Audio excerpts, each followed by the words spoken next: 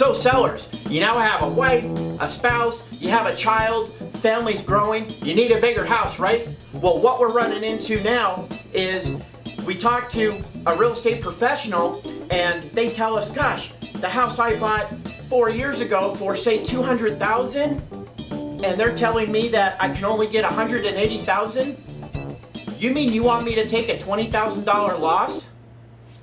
You mean you want me to take a $20,000 loss? Are you crazy? Well, let's look at it a little more logically. We're moving into a larger house, let's say $350,000, $400,000 range, right? Well, let's look at what's happening in that market. What do you think have happened to those homes? Do you think they've gone down in price over the last 4 years or up in price? Of course they've gone down in price. So we can look at it a few ways.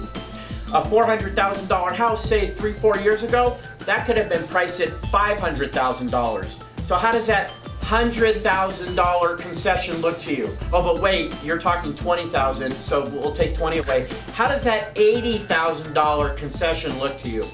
So don't lose sight of your goal and where you're headed. In that 350 to 400 range, I'm going to tell you your savings will far surpass the $20,000 you're concerned about losing in the sale of your existing home. Make sense? Now, let's talk about interest rates. We hear a lot about interest rates in the news. They are still at historic lows. So how do interest rates affect what we call affordability? Well, it impacts affordability tremendously in your advantage. What do I mean? Well, when we look at the interest rate, let's say a change from 6% to say 5%, and how that affects your mortgage and interest payment, because that's based on interest rate. Let's not forget, we are qualified as buyers on payment, not purchase price. So get purchase price out of your mind. Focus on payment.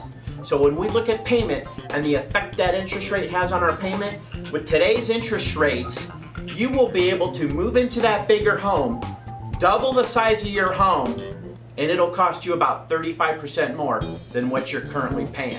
How does that sound?